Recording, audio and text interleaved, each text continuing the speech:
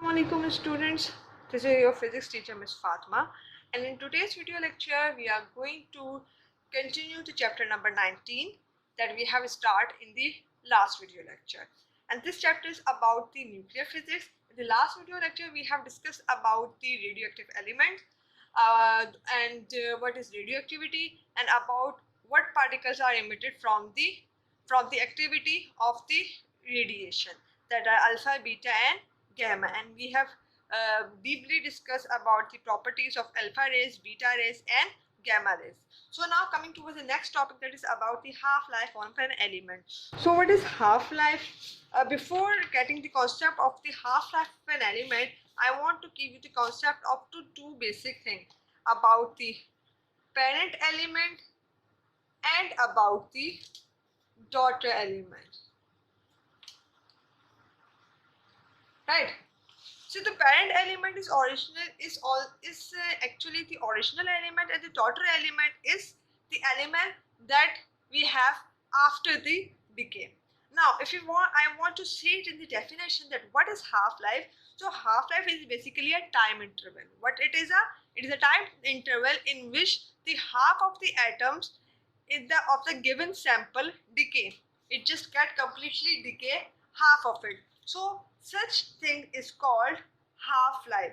As you all know that in the radioactivity, what happens is there is an unstable nuclei, and this unstable nuclei actually emits the radiation when we talk about the radioactivity, and this half-life actually happens in the radioactive element, right? So what happens in radioactivity is, it would be a quick review of the last video lecture. In the radioactivity, there is an unstable nuclei. Fine. There is an unstable nucleus which actually emits the radiations. Fine.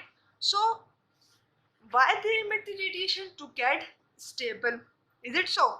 So let's just example for understanding the half-life. Let's suppose I have an element, radioactive element, that is of 1 kg. That is of 1 kg. So after a time interval, I can say after its half-life, how much it will become? It will become 0.5 kg. Means half, or you either you can say 1/2 kg. After the half-life of that element, it will become 1.5 kg. So what about the rest of the 1.5 kg? Where it goes and where it went? So this 1.5 kg is the remaining from the original element, and the rest of the 1.5 kg is actually converted into other element. As you have already know about as you must have heard about a statement, that is, the mass can neither be created and nor be destroyed, and energy can neither be created nor be destroyed, but it can actually transform from one form to another form. So similarly, the mass here is neither getting destroyed, but it is getting into another form, and that another form is actually the daughter element for the rest of 0.5 kg. So you can say that 1.5 kg is the parent element, and the part which is actually decayed is converted into other element, and these elements are called daughter element. Fine. So why it is necessary to define the half-life, right? It is just not merely about to learn the definition, but actually to get the or to grasp the concept.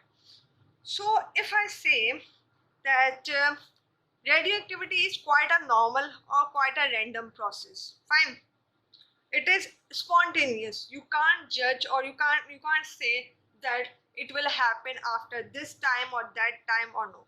If it's a radioactive element, and if it is a naturally radioactive element, it is to be a spontaneous process. Fine. So when I say it is a random process, so in terms of physics, I can say the radioactivity is basically a statistical process. Means it is unpredictable. You can't predict it. It is unpredictable. So the half-life is actually have some constant fractions of decay. Fine. Let's suppose if there is an element having the 10 gram.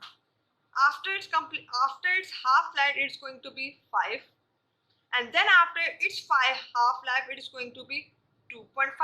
Then after it is going to 1.25, and so on. Fine. So you can understand this by a small graph in which here is a percentage, or weight you can say, and here is the number of half-lives.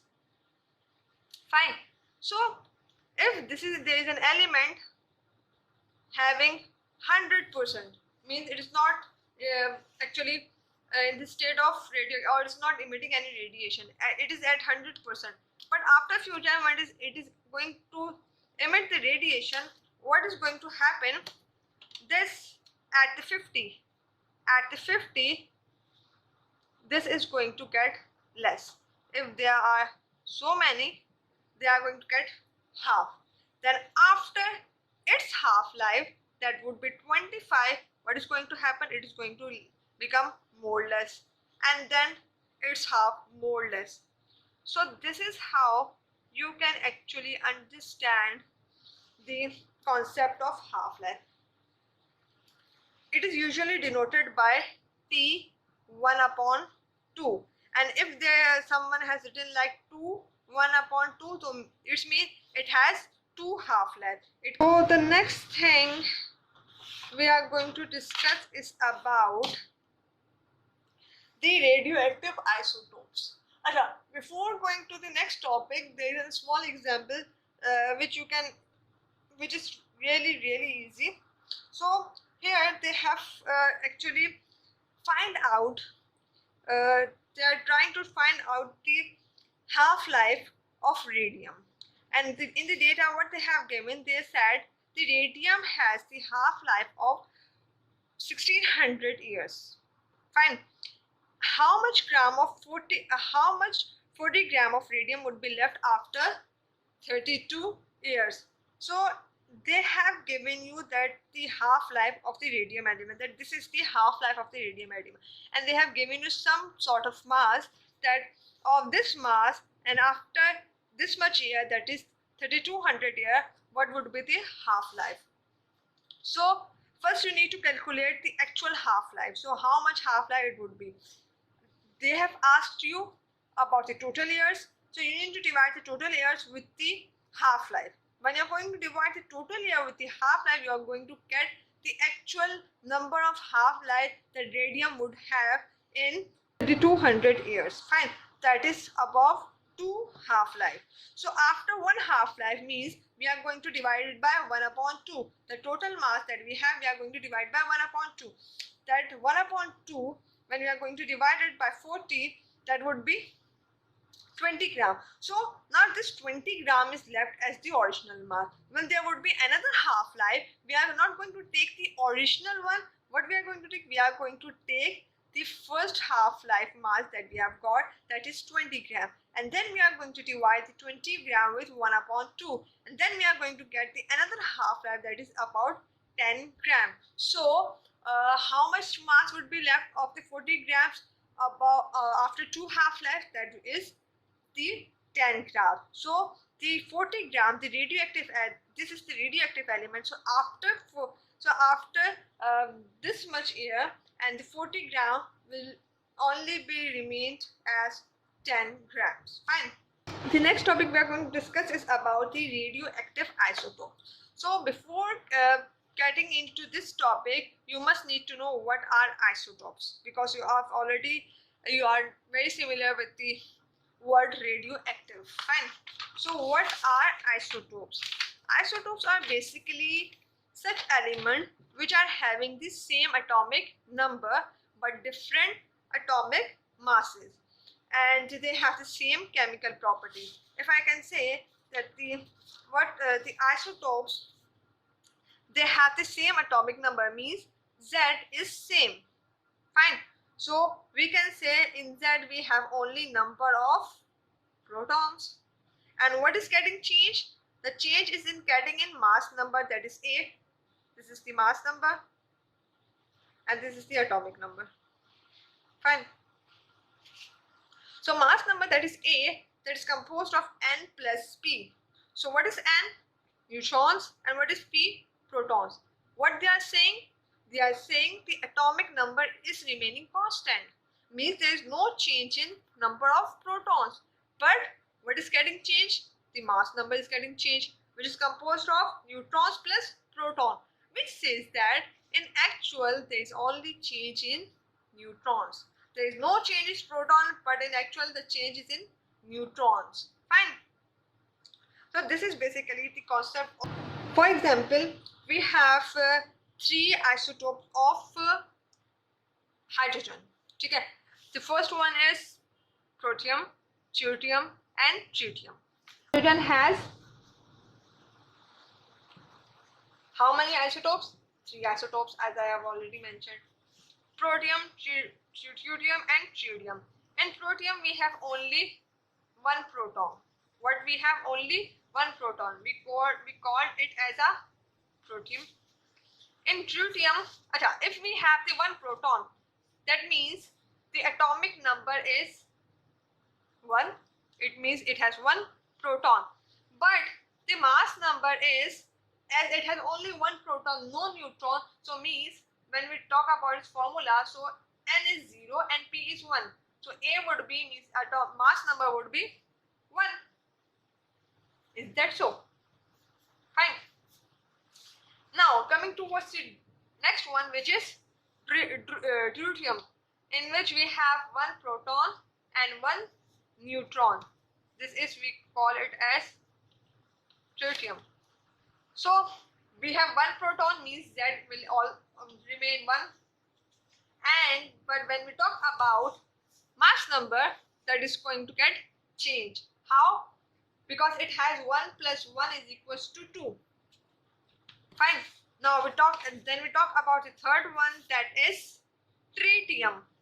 So how much it would have? 1 protons and 2 neutrons. So A would be same, and for A Z would be same, and for A is equals to 2 plus 1, that is equals to 3. So these all are the radioactive isotopes of hydrogen. And to get this concept, there are basically two types of isotopes. One is naturally occurring, naturally radioactive, and the other one is artificially made, which we made by doing the experiments. If I can say that the natural in the natural radioactive isotope, what we have the heavy unstable nuclei, which is actually responsible of emitting the radiation, and we got in the form of particles and energy, particles in the form of alpha and beta, and energy in the form of gamma. But in the artificial, what we do it by doing the experiments, right? In what sort of experiment? In these experiments, so in artificial, what we do, we actually bombard. What we do? We do bombarding of neutrons. We make the number of neutrons more, and we actually try to increase the number of neutron of that particular atom, so it will result in the unstable nuclei. So when there is an unstable nuclei, this will actually result in the radiation. So this is how we can make occurring radioisotopes. Let me give you one example of the sodium, that how you are going to convert the sodium into radioactive element by bombarding the neutron. Let's suppose in sodium we have the mass number 23. We have the mass number 23 and atomic number 11. Means we have the 11th number of proton. Fine. When I am going to bombard one neutron, fine, and it is going to get absorbed in it, and the result, what is going to increase? It is going to add in the number of neutrons. That 23 will get into 24, and that is 1. And such elements are denoted by the steric sign, which means these are radioactive, artificially made radioactive element. And the result, what is going to emit? It is going to emit the energy that is in the form of gamma. So each and every radioactive element actually emits the radiation and as well as particle. So this is about the artificially formed radio isotopes. So in this page they have given you some radioactive isotopes and their half-life. Just give it a read. It might come in. So the next topic that we are going to discuss is about the Einstein mass equation. So what is Einstein mass equation and who was Einstein? Einstein was a scientist. He has basically done a lot of contribution in the field of different branches of science, right? So in 1905 he proposed a theory. Fine. In this theory he actually mentioned the interconvertibility of the matter and the energy. That he says that from the mass equation that he has proposed, he said that E is equals to mc square. E is basically stands for the energy of the matter, m is the mass of the matter, and c is actually the speed of light, that is 3 exponent 8 meter per second. It is also called as equation of equations, because when we talk about the definition of physics, it is basically the interconversion of the matter and the energy that we have learned in the first chapter. Fine. So what he says that according to his theory, he said that any body's energy is equal to the mass time of the square of the speed of light. For example, if we take coal, right, that we do excessively use in barbecues, right, and when I am going to burn it down, right, it is going to convert into ashes, obviously. So when this coal is going to convert into ashes, there would be the reduction in mass. Fine. So this reduction is mass is actually the conversion of that mass into the other form. As it is there is a statement that mass can neither be created nor be destroyed, but it can actually get transformed from one form to another form. So let's suppose if the mass of the coal is 10 gram, and after getting it burned, the mass that we got of ashes is about 8 gram. So the rest of the 2 grams that we have lost is actually we have these particles, these masses has got converted into other forms. It could be in the form of heat, it could be in the form of light. And actually when we burn this coal, so there we get heat energy, we get light energy. So the statement remains same, that mass can neither be created nor be destroyed, but it can transform from one form to another form. Application of this mass equation, Einstein mass equation, the most relatable example is about the conversion of the hydrogen into helium when there is a reaction in the sun. In the sun, what happens is there is a reaction in which the hydrogen is getting converted into helium, in which what we are getting, and this hydrogen is actually getting converted into helium. Fine. And this helium, and when it is getting converted into the helium, it is emitting radiations, obviously. So this is the real-time example of the Einstein mass equation. There is a lot of more example, but this is quite relatable. So if we read from this book that I have already mentioned, E is equals to mc square, E for energy, m for mass, and c for the speed of light. It is twice of the speed of light, that is 3 exponent 8 meter per second. Fine. So the next thing that we are going to discuss, oh, there is a small example problem. Let's discuss it right now. Here in the nuclear reaction, this amount of joule, see, here we have the unit J, and J is a unit for the energy, that is joule. We have 9 exponent 10 joules of energy is released due to the conversion of the mass into energy. So when the mass is going to convert into energy, how much energy is released? 9 exponent 10 joules is released. So they are asking that how much mass is converted so that this much energy is released. Simple, you need to know the relation between the energy and the mass that is presented by the Einstein. Fine. So in this equation, what he says that E is equals to mc square. We already knew the mass. We already knew the energy, and we don't have the mass, but we know the speed of light, that is 3 exponent 8 meter per second. That's simple. We need to put it down like E is equals to mc square. We need to find out the mass. We are going to left the m here, and we are going to change the c on the other side. It is in the multiplication here. On the next, when it's going to move on the next side of the is equals to, it is going to get into division.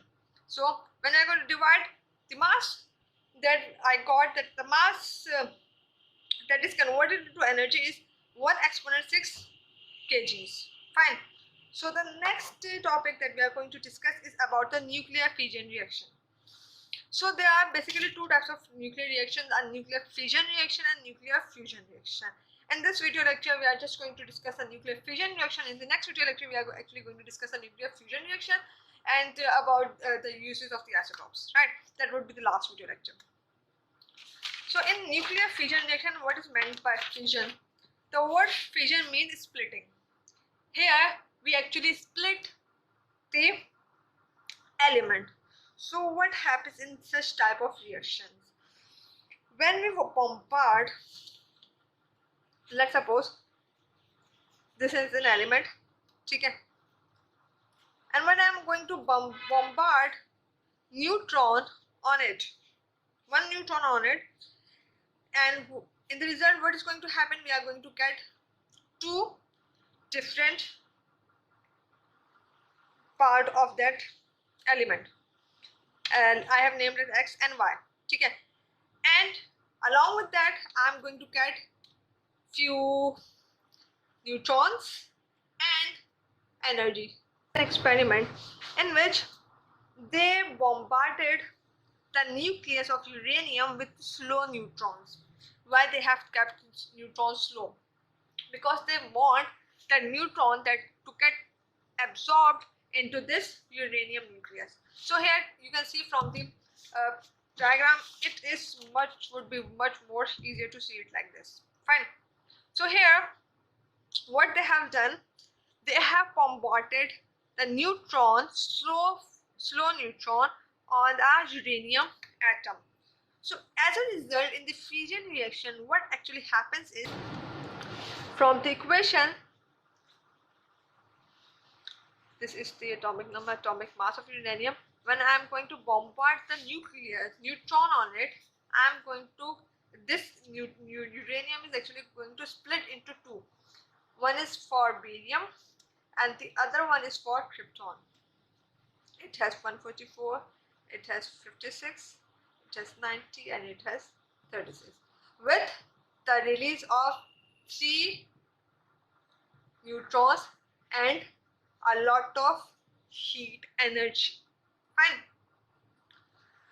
So if we read from the book, what it says that in this process, the splitting of the nucleus into the fragment of with the emission of the energy, when bombarded with the neutron, this process is called simply fission reaction. Just make in mind, when there is a word fission, it means the splitting. We split an element into its fragments. Fine.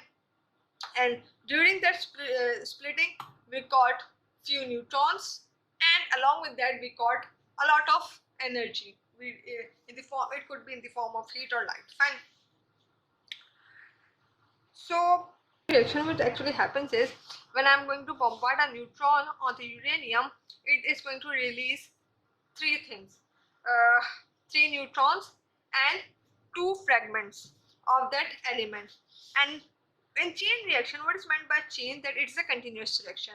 That one by one, it goes on. It's like just like a dominoes effect. Like let's suppose there are so many cards or blocks arranged in a line, and when I'm going to push it down, in the result what is going to happen, it's going to hit it, and that would be a mass destruction, right? So same here in the nuclear chain reaction, there would be a calculated destruction, but in the chain reaction there is a, you can say, unpredictably large reaction. So what happens is, in fusion reaction, the nucleus emits two or three neutrons, as we have already seen from this above fusion reaction. When these neutrons get collide with the other uranium nuclei, and they also cause the fusion in them, it means that three neutrons that we have got from this reaction, when they are going to get collide with another uranium, they are going to produce, or they are going to emit three more.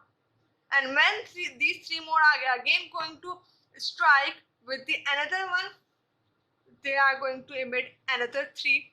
So this is the process in which the neutron will produce the further fusion of the other nuclei.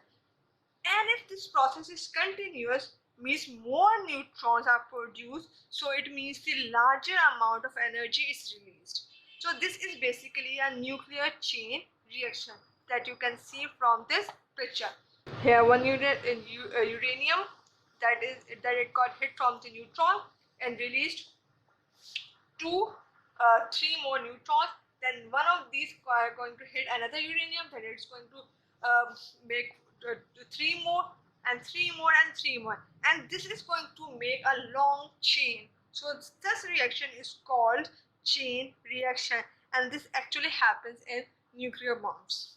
So why the destruction? There is a massive destruction in the nuclear bomb when it can explode. Like you must have heard about the nuclear explosion of the Hiroshima and Nagasaki in 1945. The US actually dropped a bomb, which is actually an atomic bomb on the Japan, on the city of Japan, that is Hiroshima, and it has created a mass destruction on that area, and it was like you can say very heavy loss, catastrophic destruction. So this actually happens in China. So thank you so much class for listening to me. In the next video lecture we are going to close this chapter, and if you have any query you can ask me. I have explained two example problem from this during the lecture. So what I actually expect from you guys to do these problems. The first one is very simple. You need to calculate the atomic number and atomic masses from these, right? The next one, you need to calculate the energy. You are going to use the Einstein mass equation, and same how much energy is released, you are going to use the Einstein mass equation. Here for the half-life, how you are going to divide this with this, and when the number of half-life that you are going to get, you are going to multiply it with this number of time. Fine. So the next one is again of half-life. So do these example problems. I expect from you guys, like in the next day, as soon as you are going to get this video, I'm going to get the correct answer with solution of these problems. So thank you so much class. Stay home, stay safe. See you.